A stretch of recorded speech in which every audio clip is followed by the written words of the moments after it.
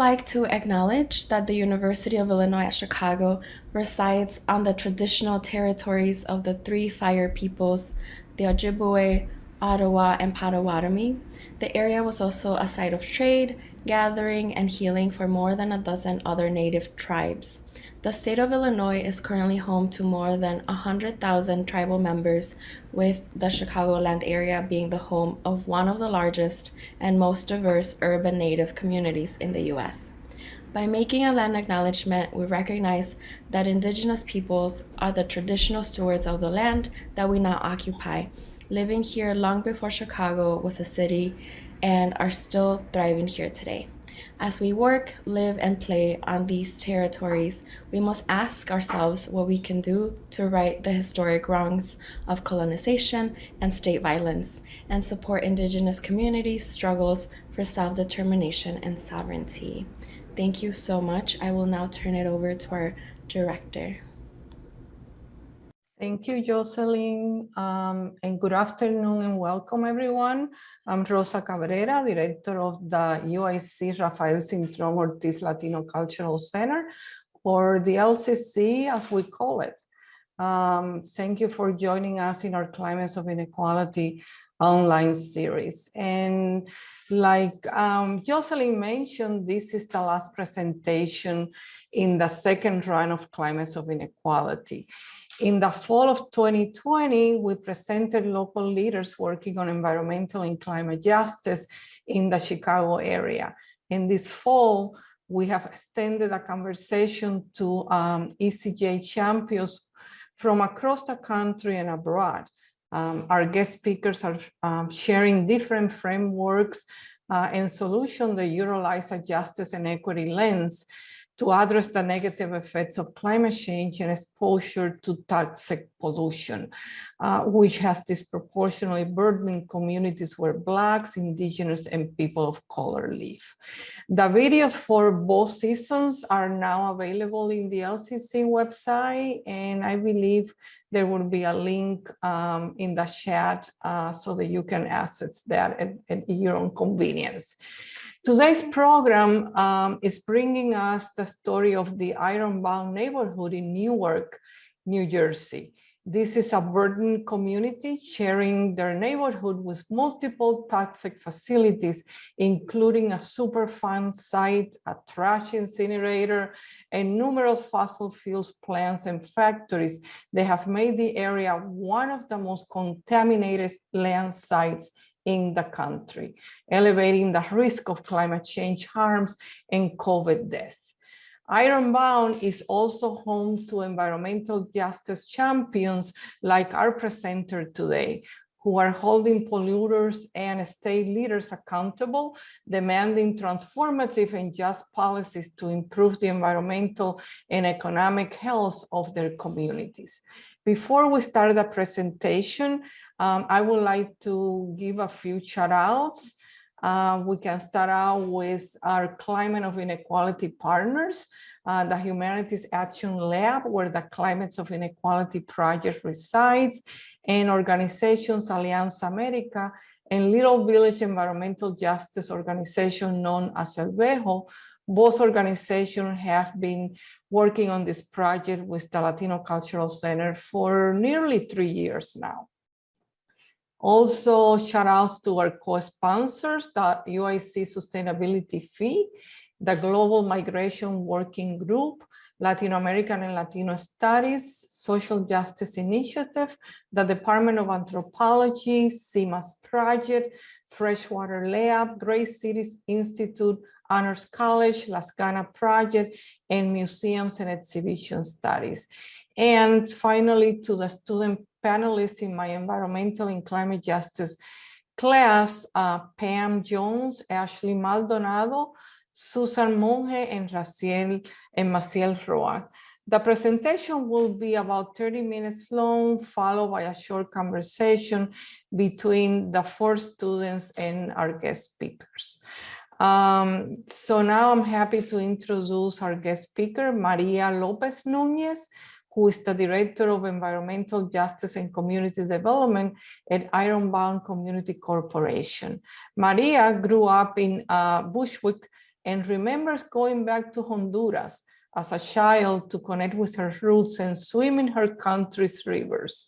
Maria has organized and helped the passage of historic and landmark city and state legislation in New Jersey, which will significantly increase the quality of life and protect children and families from eviction in the midst of the COVID pandemic. So you can see Maria's background does an incredible job at bringing together the connections between environmental and climate justice alongside social justice. So welcome to the program, Maria. We truly appreciate your time with us today, and we're looking forward to hear you. It's all yours. Gracias. Thank you. Thank you. I'm Maria Lopez Nuñez. I am going to tell y'all, I'm actually at a march right now. Let me start off by saying that, let me see if you can see our people out here. I'll explain a little bit, but I wanted to let you know where I'm coming from. And if you hear background noise, por favor, just let me know on the chat and I'll try to put the windows up. But I'm Maria Lopez Nuñez, and I am coming to you from Newark, which is Lenin and Lape land, up from Newark, New Jersey. I am excited today because we've been out here in the streets, right? We're fighting actually the third power plant in our neighborhood. So I'll start by taking a step back and just giving you the landscape of who is Ironbound as a neighborhood, what is Newark as a city. You know, a lot of people know about Newark and they might not know that they know. So if you've been to New York City, chances are you probably stopped in Newark. You might have flown by us on a plane, or you came to Newark Airport, or the trains led you to Newark Penn Station, right, on your way to New York City.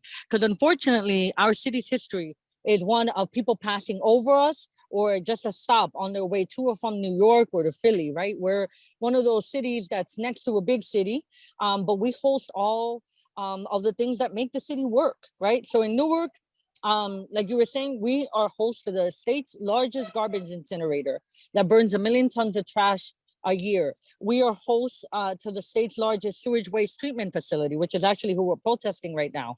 They want to build a natural gas plant to give themselves power, even though in our neighborhood, that we already have two power plants in our neighborhood. Our neighborhood is only a 4 square mile neighborhood. So when I'm talking about the Ironbound and I'm listing all these things, they're in one small 4 square mile neighborhood where industry is right next to residents. We have no buffer zone. You can walk from the elementary school to the incinerator to the longest Superfund site in the country. And the longest Superfund site in the country is because here in Newark and in the Ironbound particularly, during the Vietnam War, we produced Agent Orange. We were the largest producers of Agent Orange here, right? And so Agent Orange was that chemical that they sprayed on plants during the Vietnam War so that they can see the guerrilla fighters, right? They would make the plants lose all their foliage. And a byproduct of Agent Orange is dioxin. Dioxin is one of the most, y'all probably know this, but one of the most cancer-causing chemicals to human beings. And that dioxin, which is a white powder, it was on the floor of the factories. And actually the workers in the Agent Orange factory, Diamond Alkali, they were pushing the barrels of dioxin into the river because they didn't know or want to get rid of the byproduct properly. And that powder was making its way. So as trucks were picking up Agent Orange, they were getting dioxin on their wheels and they were spreading it all through the neighborhood. And so our neighborhood, also, we used to have an in-ground pool, right, outside. I have a lot of coworkers that used to swim in that pool that's now closed because of the Agent Orange. Other things that are happening in our neighborhood, besides the 2 power plants, an incinerator, a sewage treatment plant, is we also have a fat rendering plant, where the fat, you boil it till the carcass separates from the bone, and you can smell that, right? It's our sewage treatment plant is an old sewage treatment plant. So it's open pits of raw sewer, right? Like fields and fields of it. Like I said, it's the largest one in New Jersey. It processes the waste of 3 million households, even though Newark as a city, we're only 250,000 people. Our incinerator takes the waste from New York City. 50% actually of those 1 million tons of trash are coming from New York City and to be burned in our incinerator. So when big cities are having zero waste initiatives, we have to check the fine print. That was zero waste within the jurisdictions of that city. into landfills. So actually that increased the amount that's coming over to the incineration. We're at war right now, right? We're at war with this idea of carbon sequestration. And we're seeing it in the form of a sludge plant who wants to come and boil sewage, boil that sewer in sewage sludge until it creates that like ash material that they want to put into bricks, right? We're just saying no more, which is kind of why we were out here today. It's also because, like I said, the sewage treatment plant is trying to propose their third incinerator and third power plant in our neighborhood, right? A little bit about Ironbound, besides our sordid, treatment facilities, is that our organization's been around for 52 years, right? So EJ, we loosely say that the environmental justice movement is about 30 years old. Though I would say our environmental justice movement is much older than that, right? It starts with indigenous people being displaced from their lands and people who were enslaved, forced to come here and working the land, right? And people from Africa who had ancestral connections, and that was destroyed by slavery, and indigenous people whose connection to the land was destroyed or attempted to be severed by colonization, right? We have to go that far back when we're thinking about environmental justice. And most importantly, we need to go back to people, to Black and brown people, when we're talking about environmental justice. Like, I don't want to be redundant because y'all have had a lot of speakers, but I always have to, just in case, because you never know, environmentalism has left people of color out. And so when we look around in our neighborhoods and we see the effects of racism and how there is no accident that when you increase the amount of people of color in a neighborhood, the amount of pollution goes out. And in the state of New Jersey, race is actually the number one determinant of whether you live near contamination. That's actually what helped us pass our environmental justice law in New Jersey, is that our own Department of Environmental Protection had a map.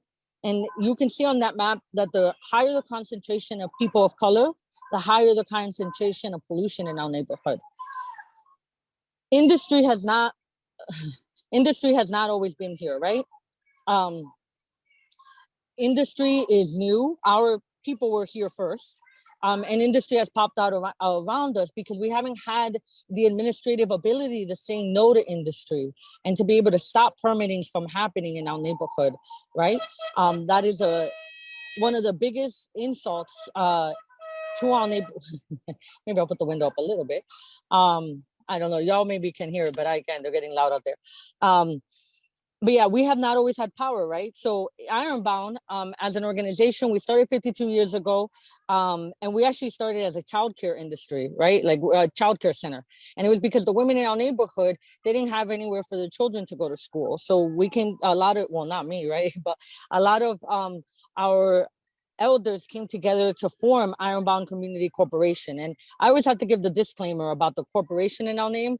At the time, they thought that we were going to be the People's Corporation, right? So we definitely wanted to have invoke a sense of strength and a communities corporation that would watch for our interests. And so in that spirit, we started a community school where the parents had all the say in terms of curriculum and what the kids ate. Our parents today, they still have the ability to hire and fire teachers. They decide the menu. They, they just make all the decision, our parent advisory board. So in that spirit, in the 70s, we were realizing there was explosions all over the neighborhood because there was a lot of illegal chemical dumping that was happening in our neighborhood. And warehouses, empty, abandoned warehouses were catching on fire in the elementary schools. And that's where the parents who used to run us, who some are still on our board, they realized it doesn't matter if we invest all our strength and resources into children's education. If we cannot help them, have a safe environment, if we can't help the air that they breathe, then we're not getting better, we're not improving the situation for them. That we need to worry about their health, but we need to worry about their health in a holistic way and to make sure that we're taking care of the air that they breathe, the water that they drink, the land, and the vegetables that are grown on that land, right? And so that's where our work came out of. It's our arm of the organization came from a committee against toxic waste. And we were actually protesting incinerations initially. And that was because at the time in New Jersey, we had a proposal, a brilliant proposal. Every municipality would get an incinerator, right? And every municipality would burn their own trash, and that was the wave of the 80s. That's everybody was going to burn their own trash. But unfortunately, or fortunately, right, depends how you look at it, affluent counties, they actually showed us exactly who they are. They said, we're not going to do this. We're going to pay cities like Newark, poor cities like Newark, right? We were a resource starved city at the time, and we were a mostly Black and brown city because we, like many cities across the country, during the 60s, we had a rebellion, right, against police brutality that actually drove white people out of the city of Newark. And so they were going to dump their incinerators into our city. And we had 4 incinerators proposed for our 4 square mile neighborhood. They were going to put them all down here because we're home to the industrial sector. And so ironbound in the late 80s, we launched massive protests. People got arrested planting flowers, right? where they're going to put these incinerators. We were actually able to defeat that law that was going to put an incinerator in every county in New Jersey. But the unfortunate part, the very predictable part, is that only 2 cities ended up with incinerators. 2 majority Black cities ended up with incinerators, right? Because our country is racist. So Newark ended up with an incinerator, and Camden, which is another majority Black city in our state of New Jersey, we ended up with the incinerators. But we were able to help and protect everybody from being able, we were able to help everybody stop their incinerators from happening, but we still got saddled with ours. So that's kind of where our fights against incineration started, right? It started from before the incinerator was built. Now we fight against Kian, I'm on call. Hey, it's natural here, right? We were able to stop all these incinerators from being built. Since then, we've actually had to stop medical waste incinerators. They tried to build one of the largest incinerators on the sea in our bay, because Newark's also home to the port of Newark and Elizabeth. But like I said, so we were, where was I? On incineration, right? Thank you. Hoping we catch my place again. We've been fighting them since then, from before they were built. We've fought off other proposals for more incinerations. And then we've had to try, right now we're trying to clean up our renewable energy portfolio. And I know that's something that affects all of us across the country, right? They're trying to propose that we set up a renewable energy standard that includes incineration, includes clean coal, clean nuclear, right? They're just adding the word clean in front of things that have been dirty all along. And so that's our latest fight in New Jersey, is trying to clean up our own renewable energy portfolio and get incineration kicked out, because right now it's subsidized. So when we look at COVID and we look at the disproportionate death in our communities, and how the environmental health and the the environmental racism, it played such a large part in who got COVID, who was hospitalized. In our community, 1 out of 4 kids have asthma. We have one of the largest asthma rates in the state, and I even think the country, because I think in the country it's 1 out of 13, right? But this isn't the case, as I'm sure you've heard your whole semester, not just the case for Newark. There's just a city after city and community after community all across the country that they just share a couple of things. The majority people of color, the majority people of color, the majority low income, and they live next to pollution. That's what makes you an environmental justice community, and you're probably facing these same issues. Other things we've had to fight here is that we're right next to the port of Newark and Elizabeth. And I know that if for those of you near Long Beach, right, you're home to the largest port in the country. We have the 2nd largest port, and we serve the beast, or I like to say the beating heart of capitalism here in New York City, right? And so all the containers that come into that port, they actually have to come through, in order to get to New York City or to go to Philly or to go up to Boston, they actually have to come through our neighborhood, because we're crisscross. It's actually where our name comes from, Ironbound. It's because we're crisscrossed by railroad tracks and highway tracks, right? We're actually cut off from the rest of our city by train tracks. And then we're surrounded on each side by major arteries that come in and out towards New York City. And so the trucks, in order to make shortcuts, they often use our neighborhood as a shortcut. And so we breathe in the air to the tune of thousands of trucks per day that put out that particulate matter 2.5, that once you breathe that in, it never leaves your body. You know, it's something that like our community ancestors here, right? They acknowledge that even if we help a kid excel at education, if they make it out of the neighborhood, if they make it out of the neighborhood, they're forever affected by the health impacts that happen in our neighborhood, right? And so that's been our story of trying to clean up this air. And I can't forget that while we try to clean things up, we try to fight back against gentrification, which is something I think anybody who cares about environmental justice needs to really keep really super clear, is that as we clean up things, we have to make sure that our people can stay here, that we're not displaced, right? Because unfortunately, we have felt the pressures that, you know, like, because I don't want to tell you everything, that would be impossible, but we had this one fight. It took us 20 years to win a park alongside that river. That river that's a Superfund site now has a park in front of it, which as a community organization, that was one of our greatest accomplishments, to get that park by the river. However, you know, because that used to be where the park is. It used to be full of container trucks and chemical drums, right? That would just pile sky high. A lot of people in our community forgot that the river was there, right? Because it's just this stinky thing that causes you issues. And actually, we have to put signs up because the crabs and the fish from the river are contaminated, right? And so as we built that park, we realized that the city was changing their zoning and building higher density, higher buildings, luxury housing, and that stuff, that was not all for, it was not for us. It was mostly not for us, right? And so that's why we've also passed inclusionary zoning laws that demand that when you build high buildings and high density buildings, you have to include affordable housing. We've gotten the right to counsel pass to make sure that every low income tenant has the right to an attorney.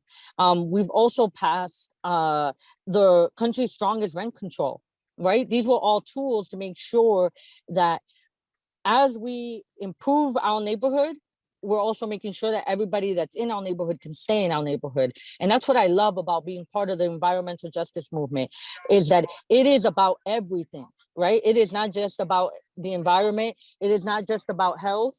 It is also about immigration. It is about police brutality. It is about all the things that affect Black and brown people and low income people across the country.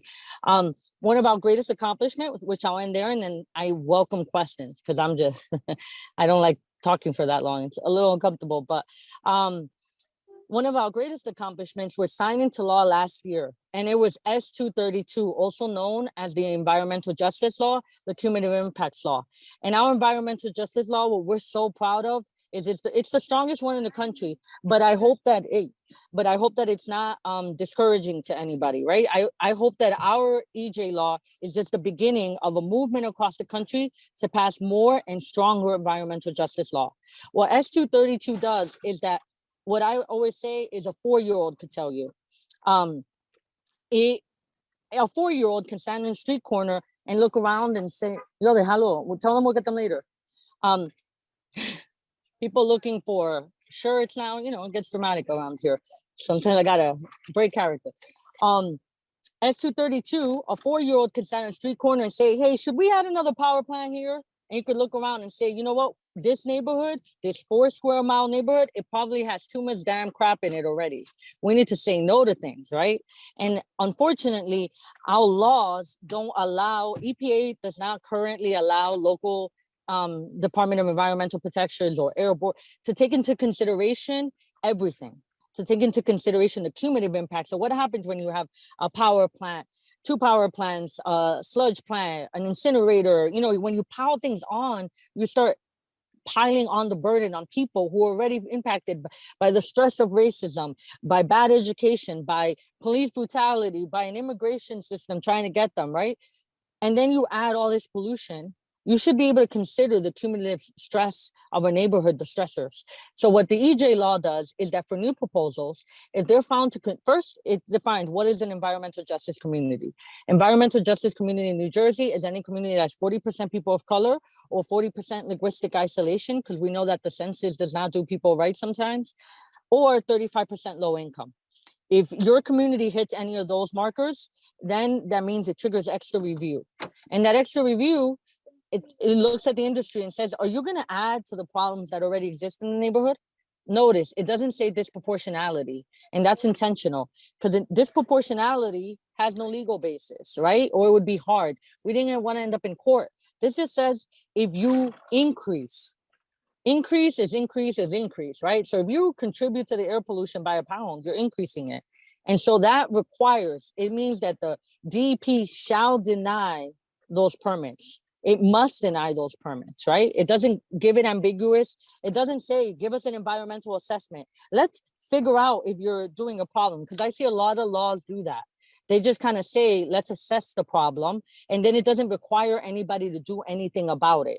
And that's always been our concern, and that's why we're so proud of our law, is that when it's found to be a problem, then it shall deny the permits. And then for existing permits, we didn't win this one, so hopefully one of y'all can win this someday for us. For existing permits, it does, for expansions and renewals, it conditions that permit, right? The law I'm mentioning is S232. It's the Environmental Justice Law of New Jersey. And it's on the state level, and it requires our Department of Environmental Protection to be able to really pay attention to the stressors in our neighborhood. And if things contribute to it, they deny new facilities and they permit, they condition the permits for existing and expansions, you know? So S232, it wasn't simple. And it took us 12 damn years to be able to pass this law. It was not something we did overnight. And then we greatly benefited from the Black uprisings that happened last summer, right? Like we took that power and said, we're going to take a stand for environmental justice and make sure that we push this law that's been trying to undo and fight back against the centuries of racism in this country and stop allowing all this dumping that happens in Black and brown communities. So I see some questions are coming in, so I'll stop there and let y'all help us out. Oh, thank you so much, Maria. Gracias. And I love that you're giving us a sense of, with all the multitasking that you're so good at, of what it's like to be on the front line preventing further damages in the community. We're going to open this up for the students who are in the panel asking you questions. And then I think we'll have some time also, and Jorge will facilitate that, I believe, for you to try to answer some of the questions that have been put on the chat. So I think the students can go ahead now. Hi, Maria. Thank you again for sharing your advocacy and even seeing you straight up right now, doing what you love and advocating for your community. It means a lot to see that representation and role model. One question I have in terms of like, since you said Ironbound has a lot of these, corporations and causing harm to the environment, and aware of that some citizens could see all these issues, the health concerns, the environmental pollution. Have you encountered citizens that even living in Ironbound see this and then they're still like hesitant of advocating or against it or saying, oh, but their jobs, you know what I'm saying? So I just have that kind of question. Yeah, I mean, one of my organizing, I don't know if it's an organizing principle, but I'm like, there's people who care. Don't waste your time trying to change the mind of everyone. That's not what your job is as an organizer. Your job as an organizer is to go find those people that already care. They just didn't know, if when people learn about this and they're motivated, bring them over. And then once your crowd is big enough, those people that were on the fence, they'll join you, right? So what I see a lot of organizers doing is going to cut their teeth like, oh, I'm going to convince this one person. We're not here to convince everybody. We have to believe in our people and believe that they make their own decisions, right? Because also environmental justice is about people speak for themselves, self-determination. We're not here to force anybody to think the way we do, right? I do find that most people, once they see the real deal, they come along.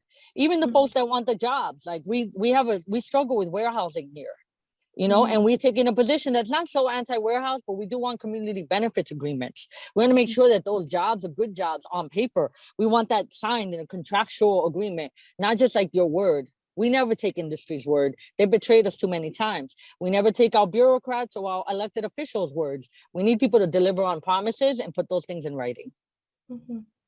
Thank you, Maria. Appreciate it.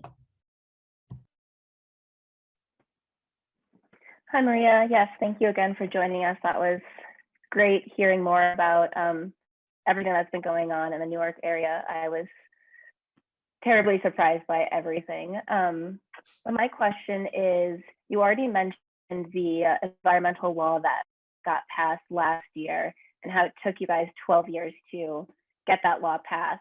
I was wondering if you could elaborate a little more on the efforts that actually went into passing that law, and have you actually seen it at play this year, especially now that you are protesting because of another facility wanting to open up another plant? Yeah, for those of y'all with policy experience, right? Like you pass a law, it gets signed, and it usually has an effective by date, right? And so our law is actually not effective yet. Right now, we've been in the rulemaking. And one thing that I'm super proud of is that as we made this law real, we're actually changing the way the bureaucracy works. So usually in rulemaking, the Department of Environmental Protection would pass the law. They have to write the rules. So they would go into a back room and start designing the law, usually with industry right there, right? We actually said you have to give community stakeholders a piece of that. So they actually have been having a series of community and stakeholder engagement sessions once a month for the last year to answer questions from the community perspective of what are the important pieces of the law that they need to consider in terms of writing their guidance of who it's going to impact. How we've seen the law, I've seen that the law is putting a lot of pressure into our neighborhood because we have these facilities where we're trying to slide in before the law becomes effective, right? So we're actually, as we pass the strongest law in the country, we're under the biggest assault we've ever seen. Right now, out of all the stationary sources in the state of New Jersey, 40% of them are for my neighborhood, not my city. If I consider my city, it's 60% coming to one city in the whole state. But 40% of them are in my neighborhood in the Iron Bound, right? And so that's how we see that the law is scaring the industry, scaring them so much that they're trying to rush their applications in. And unfortunately, that's creating a lot of work. So I had agreed to come onto this panel with y'all a couple of months ago, but I didn't know I would have to be fighting this power plant like we're doing it today. And so obviously I wasn't gonna change everything for my whole team. And then we're making it work. So thank y'all for allowing me this flexibility and being patient with me. Thank you. Yeah, thank you so much for being here and being able to present and tell us about the community. It's inspiring because we see a lot of examples around here too that I found, like a lot of parallels with what's happening in Newark. And we were actually looking at some of the industries that are being combated that in the area. And one of them, which worked with like animal byproducts and stuff, they had a pamphlet and they promoted themselves as this giant protector of the environment, and fighting for their own version of environmental justice in a pretty robust like kind of marketing strategy. And I was wondering if you could tell us a little bit about what your experience has been, how you may you and the movement may have combated that type of very strong marketing from these big corporations. Yeah, like I said, I love the environmental justice movement, right? First off, it's tiny. We all know each other, all right? I looked at the list of people presented, I was like, kill them. So that's really cool about the movement, that it's both low barrier to entry and everyone is welcome, right? And hopefully we'll see themselves reflected in our movement. How we've been combating is, right, like no false solutions, right? Like really calling out what is a false solution. Things that seem like they're good for you, that industry is constantly presenting over and over of like, we're gonna save this, we're gonna, carbon, we're seeing this at the COP right now, that net zero bullshit. And I don't know if I could go here, so excuse me. But it's just worthless propaganda that we're seeing over and over again, being pushed by industry. And what I love is watching our movement spread and people being more hip to it, right? Being hip to what is carbon capture, carbon sequestration. Like they're making up signs for what is reverse fracking or incineration, really, right? And we're turning things on their head, and we're helping people really see, to be vigilant against corporate greenwashing, and to realize that we're not going to trade or create a stock market for pollution. How are we ever going to let the people who got us into this mess design the solutions that get us out of it? So when you see Exxon strongly supporting a carbon tax, that's just because it's not going to affect them. And even then, we hear them say that they don't even support that. They think that our people are that dumb, right? That they can pretend to support something that doesn't even work anyway. So if I was them, I would be watching the people, and it seems like the people are actually wisening up. And I would really credit the environmental justice movement for always calling it out. Sometimes people thought that we were uncompromising, right? Because we know the truth. And for us, this is not theoretical. It's life and death in our neighborhoods, right?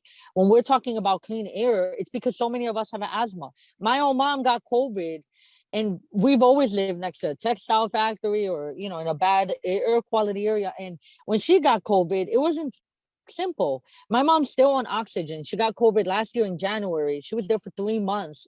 It was agonizing. And the amount of people we've lost in our neighborhood because of COVID, because we had underlying health conditions that comes from the environment we live in. And then people blame it on us, right? They're victim blaming. They blame it on us as if we just don't make the right choices for ourselves, never looking around at the environment that we've been handed, that we've been forced to live with. Thank you very much for sharing that, Maria. Yeah, hi. So my question would probably be more like, I guess, the timeline that you've been speaking about, how long it's been taking for you to your organization to kind of get to some place with all these laws and everything. Like, I just wanted to ask, what would you advise other organizations and other parts of the US that are struggling the same way? Like, what advice would you give them that also have been going this struggle within years? What advice would you give them, so they won't feel like they're not getting somewhere, but at the same time they are, in a way it's just taking a while, Yeah, I would say you have to keep organizing, and you have to keep building relationships. Organizing is not just about bringing people out to a rally or a protest. Organizing is about building the community relationships amongst each other when we're not protesting things, when we're not when we're not protesting things, when we're not just having to show up to the hearing. We need to build relationships so that we do have strong community fabrics, right? So that people check on their neighbor after a storm, so that people feel protected and held. That's why, while we always protest the things we want to see, as we protest the things we want to see,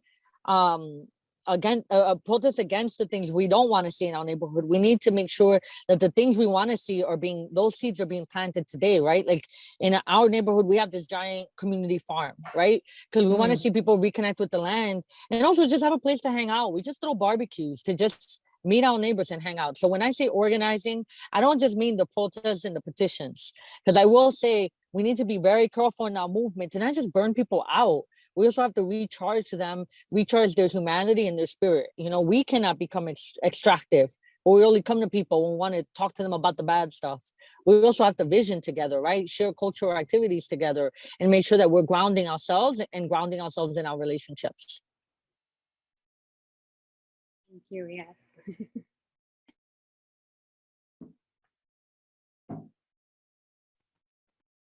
Hi, Maria. This is Jorge from the Latino Cultural Center. We have a couple questions that folks submitted, so I'll read them to you and see if we can get some response in the next 8 to 10 minutes that we have.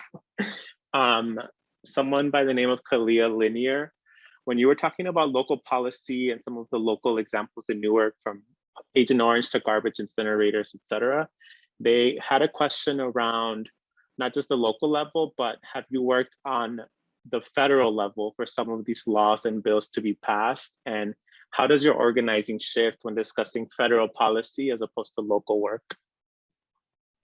Ooh, that's an easy question, right? Thank you for that question. It's important. And one thing I'm so proud of is how we've been able to go in our neighborhood, or how we've been able to take our neighborhood story, right? Because we're just a neighborhood in the city of Newark. There's the whole city of Newark. and we don't organize there. We really just organize in our neighborhood. But because of the things we saw in our neighborhood, we've helped pass city laws, right? Like the right to counsel. Actually, we were under I don't know if y'all know who Governor Christie is, but he's like a Trump. And he was our governor for 8 years before Trump was in office. He tried to be Trump's vice president. But we realized we couldn't move something at the state level when he was in charge. And so we passed actually the environmental justice law on the city level and as a symbolic gesture, right? And we're the first city in the country to have an environmental justice cumulative impacts law. Because sometimes you really do have to go bottom up. You got to figure out what your strategy is. Because for the federal government to see it, and that's what I figure is the strategy. What we figure is the strategy that we need, right? As we pass on the federal level, to ever see a federal cumulative impacts law, we're gonna have to pass it in more states. So that's why I said New Jersey's the first, but we need other states to follow and follow in a good example. Push the boundary, don't water it down, right? So of course it's different, but I would say I try to follow a bottom-up approach to where I want to go, to make sure that we do have our neighborhoods, that our communities are with us as we take things up levels. Right now, I do have the pleasure of I was appointed to the White House Environmental Justice Advisory Council, right? Biden made that. And that's a privilege to that speaks to the movement. The movement helped make that happen, that there is an environmental justice advisory council on behalf of the White House, and it's the first one. And that's because the movement's been working hard for 30 years to make sure that on the federal level, we're being heard from the neighborhood all the way to the feds. And so now I want y'all to pay attention to what's happening with Justice 40. Justice 40 supposedly is for our communities. We need to make sure what are the guardrails to make sure it's protecting our communities, to make sure that it's the things our communities want and not to further fund false solutions. Justice 40 is about making sure, and it's a whole of government approach. It is not just about the EPA. We need to look at Department of Homeland Security that is in charge of FEMA. We need to look at HUD, right? And how public housing, does it have air conditioning? Is it in a flood zone? We need to look at Department of Labor. What are they investing in? What are the trainings they're investing in? Department of Transportation, you know? So I know that that's a lot, but I think, yes, I don't know if that answered the question, right? But it is all different depending what level you go, but they all build on each other and there is a relationship. Every move you make to move this really annoying needle of justice, it has ripple effects on all different levels, especially when you get it done right. Thank you for the response, Maria. Your response elicited a question around the current United Nations Climate Change Conference. And so folks are asking, what are your thoughts on what is currently happening at COP26? And someone pointed out that there seems to be more fossil fuel lobbyists at the UN Climate Change Conference. Yeah, I mean, that's why our organizing needs to get tighter, you know? And like I said, we just cannot keep protesting. We need to show up to the polls. That's just really important. We need to show up to the polls. We do need to vote. I know that they say, oh, voting doesn't matter. Well, guess what? They said it to Black and brown people and poor people that voting doesn't matter, right? And obviously you don't stop at voting. You have to push, you have to vote. You need to go to your city council. I would say you have to get involved in the local level and make your way up. You need to let these elected officials know you're watching them and that you're willing to act on what they say. Because when they say, oh, this is the public opinion, I think there's a good movie. I just watched it on Netflix last night. Okay, so pardon me, but I think y'all should watch it. It's called Salone, and she's a lobbyist, but we need to learn what they're doing and make sure that we're doing it better. I know that in this country, we always say, Audrey Lorde, right? Like the master's tools won't dismantle the master's house. In my country, we actually say you steal their tools to burn their house down with. But I would just say this in the middle, at least learn their tools and know and watch them. And we need to hold them accountable at home, because obviously when they go overseas, they just start saying whatever they want. And most of our folks are not rich enough to go to the COP. They're mostly held in European countries, for heaven's sakes, right? Like, how is it that we're actually going to make our presence? We need to really build steadily and put the pressure and remind our politicians that we're watching them. We're watching them when they come home and all the fake promises that they give the rest of the world, right? We're going to hold them to it. Thank you for that, Maria. I think as we talk about sort of the master's tools, and sort of it makes us think of the government response to environmental disasters, right? Or the lack of. And I think so often we end up highlighting the strength and grit of individuals to survive and persist. This often happens in various responses to environmental disasters where the onus, the responsibility is picked up by the individuals and the community directly impacted. Could you talk about how you sort of see that balance between highlighting individual perseverance while holding the government accountable and sort of not distracting from that? Yeah, I mean, I don't blame people, right? Like I never say, oh, you as an individual lower your carbon footprint. That was the fossil fuel industry. It's just like recycling. They gave us recycling for heaven's sakes, right? And now everybody's so worried about recycling. We're still not recycling. 90% of the plastics we throw out can't be recycled. But they have us on this wild goose chase to just put a blue bin to save the world and not pay attention to them. I might have lost your question because I get really wound up about industry.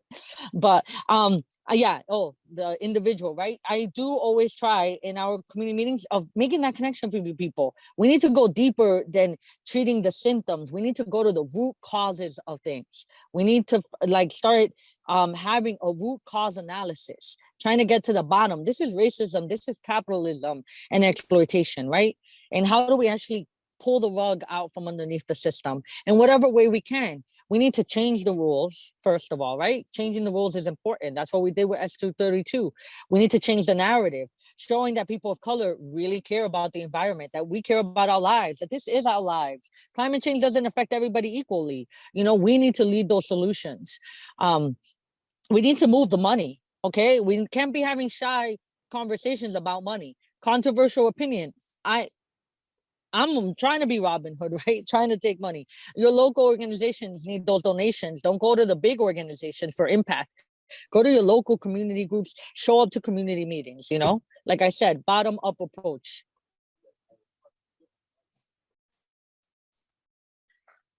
Maria, one of the questions that we received is sort of addressing the different social identities that people have and how that sort of impacts their organizing. And so the question that's posed here is, do you have any advice on how to organize a community where a majority of individuals are undocumented, therefore can't vote, et cetera? They know from personal experience, family sometimes refrain from frontline action out of fear. Absolutely, our neighborhood is mostly undocumented, right? And so we get a lot of solidarity, but we figure out what the level of risks are for what different activities. We don't, that's why we're very careful about this, putting bodies on the line, right? Because that doesn't mean the same thing for everyone. Also, you know, when our Black and brown neighborhoods and neighbors, right? We don't want to put them in front of the police. The police might, you know, like there are so many risks associated. So when you're doing actions, you need to be very intentional about what's the purpose, who can get harmed. Do you have a big enough group? When the group is big enough, there is power in numbers. I don't recommend those actions where you're there with cuatro gatos, as I like to say. You know, I always tell that to my team. We can't be us and cuatro gatos. Then we're not doing a protest, you know? Have people call also. Just call the elected officials. Exploit those numbers. You know, I've even tried that on bureaucrats because they're not used to being called up. They think that's for elected officials. I call their offices. I have my community call their offices. That's a low risk thing. You don't even have to give your real name. You know, we can't be so sticklers about how our actions look. We can blow up people's mailboxes, right? Like with emails. I don't mean blow up. I mean, throw a lot of emails and really slow down their day. There could be a lot of ways to have direct actions that are not putting people's bodies on the way and not be putting people in harm's way. You can always avoid putting people in harm's way by having enough of a contingency. So that means you need to get your organizing tight and you got to make sure that you have confirmed how many numbers you're going to have.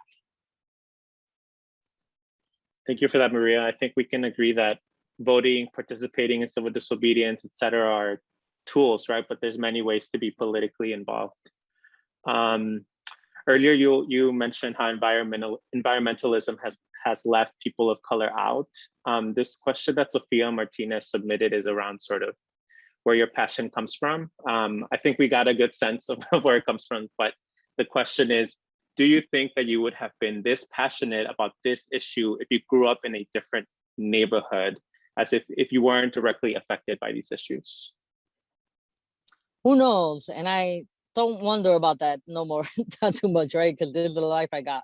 And you know, I don't know. I you know, like I think was said earlier, I'm a little more uncomfortable talking about myself, so give me a second. But I grew up in Honduras, and my mom, when we came here, she reminded me, I didn't come chasing the American dream. I came here because the US is in my country, right? The US is overthrown my democracies, and the US and many imperial other countries have stolen our resources. And I think that's a case for a lot of immigrants. It's forced immigration, really, so I feel really passionate because I feel like so many people, including Black and brown people who are already in this country, they're owed things from this country, right? They're owed reparations.